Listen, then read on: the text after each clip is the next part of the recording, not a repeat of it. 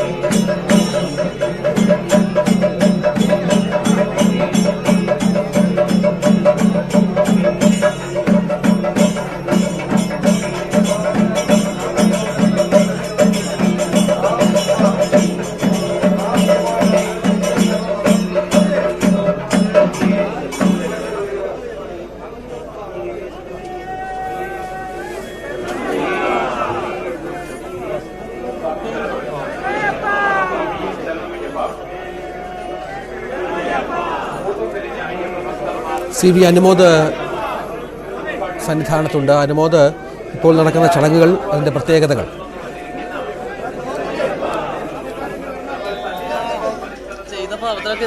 രഞ്ജിത്തെ, ഇപ്പോൾ കലശാഭിഷേക ചടങ്ങുകളാണ് പൂർത്തിയായിട്ടുള്ളത്.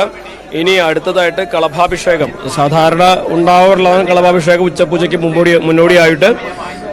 ഇനി ഈ കളഭാഭിഷേകത്തിന് ശേഷമാണ് മണ്ഡലപൂജ ചടങ്ങുകൾ തുടങ്ങുക. നെയ്യഭിഷേകം 9:45 തന്നെ അവസാനിപ്പിച്ചിരുന്നു. അതിനുശേഷം 25 കലശ അഭിഷേകം, അതിനുശേഷം കളഭാഭിഷേകം. ഇപ്പോൾ ക്ഷേത്രത്തെ വലം വെച്ച് തന്ത്രിയും മേൽശാന്തിയും സന്നിധാനത്ത് തിരിച്ചെത്തി കലശാഭിഷേക ചടങ്ങുകൾ പൂർത്തിയാക്കി അടുത്തതായിട്ട് കളഭാഭിഷേക ചടങ്ങുകൾ തുടങ്ങും. വലിയ തിരക്ക്, നമ്മൾക്ക് കണക്ക് കൂട്ടിയ അതുപോലെ തന്നെ വലിയ തിരക്ക് തന്നെ സന്നിധാനത്ത് അനുഭവപ്പെടുന്നു. ഇന്ന് 11:30 മുൻപേ മണ്ഡലപൂജ ചടങ്ങുകൾ പൂർത്തിയാക്കേണ്ടതുണ്ട്. കാരണം 10:30-ക്കും 11:30-ക്കും ഇടയിലുള്ള ഒരു മുഹൂർത്തത്തിലാണ് മണ്ഡലപൂജ ചടങ്ങിന് സമയം. വിധിപ്രകാരം ആചാരപ്രകാരം തന്നെ ചടങ്ങുകൾ പുരോഗമിക്കുന്നു. അയ്യപ്പന്മാർ വിവിധ വഴികളിലൂടെ ഒഴുകിയെത്തി സന്നിധാനത്ത് അയ്യൻ്റെ സന്നിധിക്ക് മുമ്പിൽ എത്തി ദർശനം നടത്തി മടങ്ങുന്നു. നമുക്കറിയാം, ഈ ഒരു ദിവസം മണ്ഡലകാല തീർത്ഥാടനത്തിന് പരിസമാപ്തി കുറിക്കുന്ന ദിവസമാണ്. വിദൂരദേശങ്ങളിൽ നിന്ന് പോലും ഈ ദിവസം സന്നിധാനത്തെത്തുവാൻ അയ്യപ്പന്മാർ യാത്ര പുറപ്പെട്ടവരാണ്, വിദൂരദേശങ്ങളിൽ നിന്ന് എത്തിയവരാണ്. കഴിഞ്ഞ ദിവസങ്ങളിലെ തിരക്ക് കാരണം പലർക്കും പമ്പയിൽ പോലും എത്താൻ കഴിഞ്ഞിരുന്നില്ല. ഇന്ന് സാഹചര്യങ്ങൾ മാറി. ഇന്ന് അയ്യപ്പന്മാർക്ക് വളരെ വേഗത്തിൽ സന്നിധാനത്തെത്താൻ കഴിയുന്ന തരത്തിലേക്ക് സാഹചര്യങ്ങൾ മാറിയിട്ടുണ്ട്.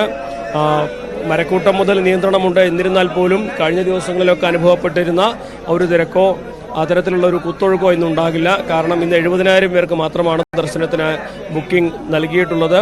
രാവിലെ ഈ സമയത്തിനകം തന്നെ 40,000-ഓളം പേർ സന്നിധാനത്തെത്തിയെന്നാണ് പോലീസിന്റെ കണക്കുകൾ.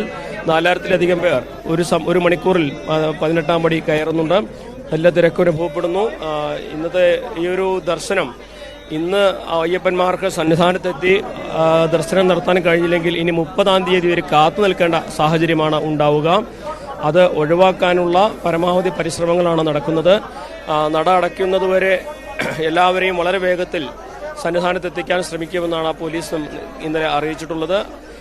എവിടെയും കൂടുതൽ തടസ്സങ്ങളില്ലാതെ വളരെ വേഗത്തിൽ സന്നിധാനത്തെത്തി ദർശനം നടത്തി മടങ്ങുക, അത് മാത്രമാണ് ഇപ്പോൾ അയ്യപ്പന്മാർക്ക് ഇനി അവരുടെ ഒരേ ഒരു ലക്ഷ്യം. നമുക്കറിയാം, ഇനി നെയ്യഭിഷേകം സാധ്യമാകില്ല, ഇനി ദർശനം മാത്രമാണ് അവർക്ക് സാധ്യമാകുന്ന ഒരേ ഒരു കാര്യം. വിവിധ സംസ്ഥാനങ്ങളിൽ നിന്ന് പുറപ്പെട്ടവർ കഴിഞ്ഞ 2-3 ദിവസങ്ങളായി കോട്ടയം, പത്തനംതിട്ട, കൊല്ലം ജില്ലകളിലെ ഇടത്താവളങ്ങളിൽ നിരവധി മണിക്കൂറുകൾ കാത്തിരിക്കേണ്ടി വന്നവർ, പമ്പയിൽ മണിക്കൂറുകൾ കാത്തിരിക്കേണ്ടി വന്നവരാണ്. പമ്പ മുതൽ സന്നിധാനം വരെ 16-20 മണിക്കൂറുകൾ കാത്തിരിക്കേണ്ടി വന്നവരാണ്. ആ കാത്തിരിപ്പിന്റെ എല്ലാം പരിസമാപ്തി, അത് അവരുടെ സ്വപ്ന സാഫല്യമായിട്ട് അവർ കാണുന്നത് അയ്യപ്പ വിഗ്രഹം ദർശിക്കുക എന്നുള്ളതാണ്.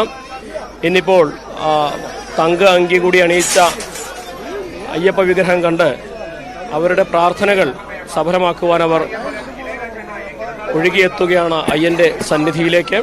വലിയ തിരക്ക് സന്നിധാനത്ത്. ഈ തിരക്ക് സാധാരണയാണ്, സ്വാഭാവികമാണ്. പക്ഷേ എന്നിരുന്നാൽ പോലും ഇന്നിന് ദർശനം നടത്തിയില്ലെങ്കിൽ അടുത്ത ദർശനത്തിനായി 3 നാൾ കാത്തിരിക്കേണ്ടി വരുമെന്നതാണ് ഇന്നത്തെ അവസ്ഥ. അത് ഒഴിവാക്കാനാണ്, അല്ലെങ്കിൽ ഇന്ന് നട അടയ്ക്കുന്നതിന് മുൻപ് യോഗദണ്ഡം ഭസ്മാഭിഷേകത്തിനായി അയ്യപ്പൻ യോഗനിദ്രയിൽ ആഴുന്നതിന് മുൻപ് അയ്യനെ കണ്ട് മടങ്ങുവാനാണ് അയ്യപ്പന്മാരുടെ പരിശ്രമം. അതുകൊണ്ട് തന്നെ ഒഴുകിയെത്തുന്നു സന്നിധാനത്തേക്ക് പതിനായിരങ്ങൾ. നമ്മളിപ്പോൾ കാണുന്നത് മണ്ഡലപൂജയ്ക്ക് മുന്നോടിയായിട്ടുള്ള ചടങ്ങുകളാണ്. കലശാഭിഷേകം കഴിഞ്ഞു, ഇനി കളഭാഭിഷേകം, കളഭാഭിഷേകത്തിന് ശേഷം മണ്ഡലപൂജയ്ക്ക് ശേഷം, അല്ലെങ്കിൽ മണ്ഡലപൂജാ സമയത്താണ് തങ്ക അങ്കി അണിഞ്ഞ് രാജകുമാരനായി അയ്യപ്പനെ കാണുവാൻ കഴിയുക. വർഷത്തിൽ ഒരേ ഒരു തവണ മാത്രമാണ് തങ്കയങ്കി അണിയിക്കുന്നത്. തിരുവാഭരണവും അതുപോലെ തന്നെയാണ്. തിരുവാഭരണം പന്തളം രാജാവ് തൻ്റെ മകന് എന്ന രീതിയിൽ അയ്യനെ രാജകുമാരനായി കാണുവാൻ വേണ്ടി അണിയിക്കാൻ തിരുവാഭരണം നൽകിയതാണെങ്കിൽ തങ്ക അങ്കി നൽകിയത് തിരുവിതാംകൂർ മഹാരാജാവാണ്, ചിത്തിര തിരുനാൾ ബാലരാമവർമ്മയാണ്. 1973 അദ്ദേഹം ശബരിമലയിലേക്ക് ഈ തങ്കയങ്കി, 451 പവൻ തൂക്കമുള്ള തങ്കയങ്കി അദ്ദേഹം ശബരിമലയ്ക്ക് നൽകുന്നത്. തൻ്റെ 60ാം പിറന്നാളിന് അയ്യന് മറ്റാരും നൽകാത്തത്ര ഒരു കാണിക്ക നൽകണമെന്ന അദ്ദേഹത്തിൻ്റെ ആഗ്രഹമാണ് ഈ തങ്കയങ്കിയുടെ രൂപത്തിൽ ഇപ്പോൾ ഭഗവാന്റെ വിഗ്രഹത്തിൽ ചാർത്തിയിട്ടുള്ളത്. വർഷത്തിൽ ഒരു തവണ മാത്രം തങ്കയങ്കി അണിയിക്കുന്നു. മറ്റു ദിവസങ്ങളിൽ ആറന്മുളയിലെ ഭണ്ഡാരത്തിലാണ് ഇത് സൂക്ഷിക്കുന്നത്. ആറന്മുള ക്ഷേത്രവും ശബരിമലയുമായിട്ട് അഭേദ്യമായ ബന്ധമുണ്ട്. ഭഗവാൻ അയ്യപ്പൻ്റെ മാതാവിൻ്റെ സ്ഥാനത്താണ് ആറന്മുളയിലെ പ്രതിഷ്ഠാസങ്കല്പമെന്നാണ് ഒരു കൂട്ടർ പറയുന്നത്.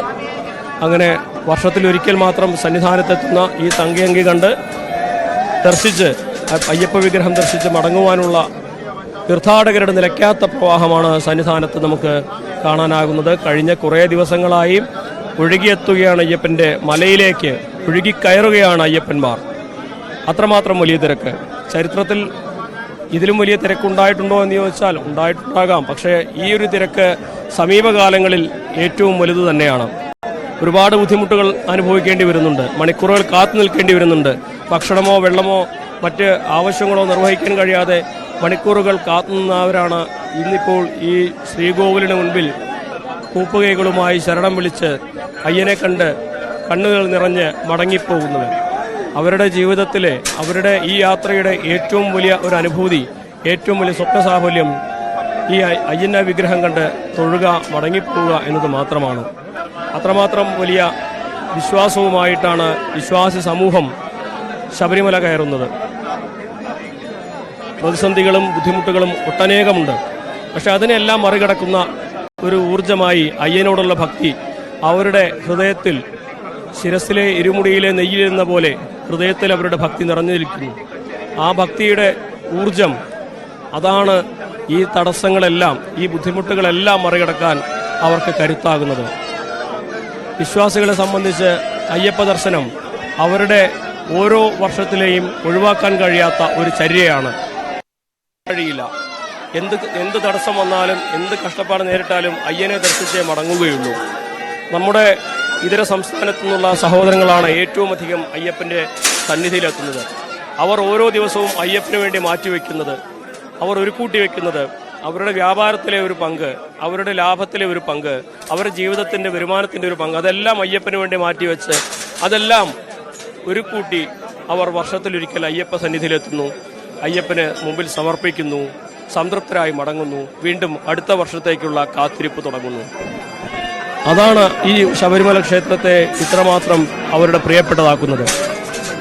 കാനനത്തിന് നടുവിൽ കഷ്ടതകൾ ഏറെയുള്ള സാഹചര്യത്തിലും ഈ ബുദ്ധിമുട്ടുകളൊന്നും വകവെക്കാതെ, ഭക്ഷണമോ വെള്ളമോ കിട്ടാതെ, കല്ലും മുള്ളും പണ്ട് കടന്നെങ്കിൽ ഇന്ന് മണിക്കൂറുകൾ കാത്തുനിന്ന് അയ്യൻ്റെ സന്നിധിയിലേക്ക് ഇവരെത്തുന്നത് ആ വിശ്വാസത്തിൻ്റെ മാത്രം കരുത്തിലാണ്.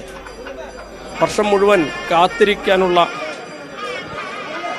കരുത്ത് ഈ ഓരോ ദർശനവും അവർക്ക് നൽകുന്നു. കളഭാഭിഷേകത്തിൻ്റെ ചടങ്ങുകൾ ആരംഭിക്കുകയാണ്. അനുമോദാണ് വിവരങ്ങൾ പങ്കുവെക്കുന്നത്. കലശാഭിഷേകം